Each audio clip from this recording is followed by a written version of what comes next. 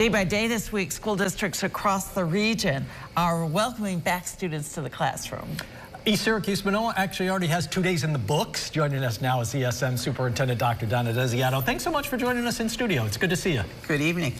So 2 days in the books, but we're basically at the start of another school year. What's it like for you on those first couple of days, that first day, the kids come back, you still got that juice Absolutely. and excitement? I still get the butterflies.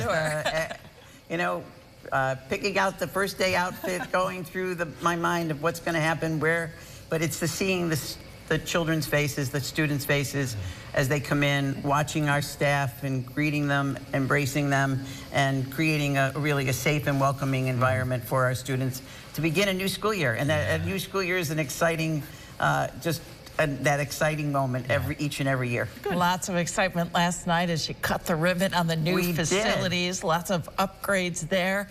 Why is that so important, even for families and kids who aren't involved in the extracurricular sports activities? Well, certainly it means a lot, certainly, to our athletes and having an athletic space that really is state of the art.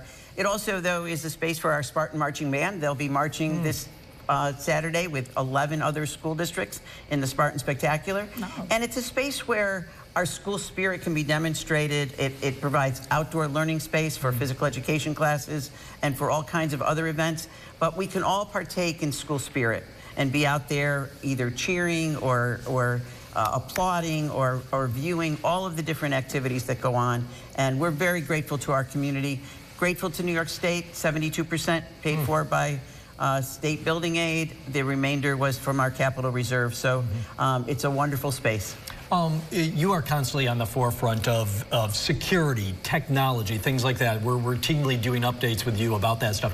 What would you say is the newest thing this year that you're really, I guess, excited about, or really you want to announce to the school community? Well, we're very excited that the New York State Education Department approved what we believe to be the first, certainly in this region, if not one of the first in the state, aviation career pathway for ESM High School. So we have an aviation career pathway. At the end of that pathway, you get your FAA remote pilot's license. You also are eligible to take a private pilot exam, which is the first stage of actually becoming a pilot. So that's really very exciting, very unique.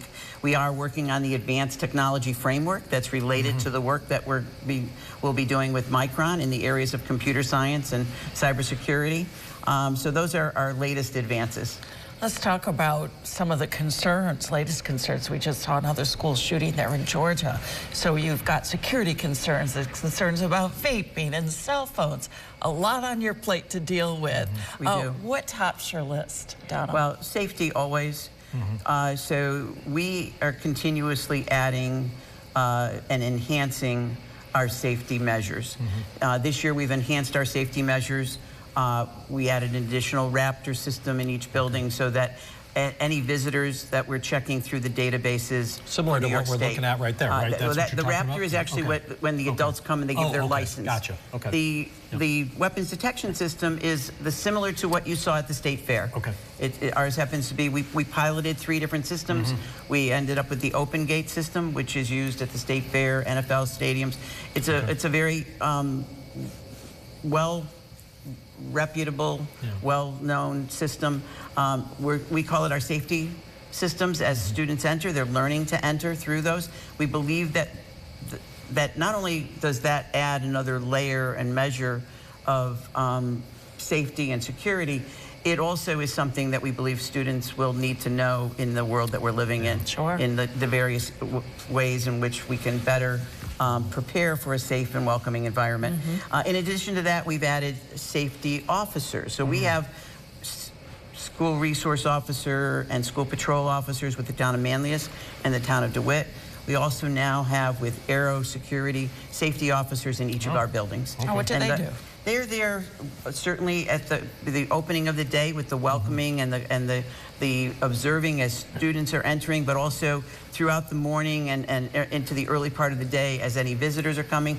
They have a whole process for doing a security check of buildings, and they have special technologies that will alert us if any window or door is left ajar or open. So all of these types of measures are put into place for every one of our buildings. Got less than a minute to go. Any progress on talks with the state about turning our bus Buses, fleets into possibly electric buses? We are actually part of a NYSERDA grant, and we can talk about this in the future. We're actually doing a study with NYSERDA, that it's paid for by NYSERDA, to actually be looking at the capabilities of the electric power available, along with any other resources such as hydrogen, fuel cells, or anything else that might be out there. Or could we have a hybrid bus so that we wouldn't have to worry about it not being able to get through an entire route? So those are, we're actually doing a study with NYSERDA right now that they're funding. Much more to talk about and explore that. Yeah. Thank you so much, Dr. Donna DeSiato, for joining us tonight and bringing us up to date on all the issues that schools are dealing with today. Thank you. Thank you, Donna.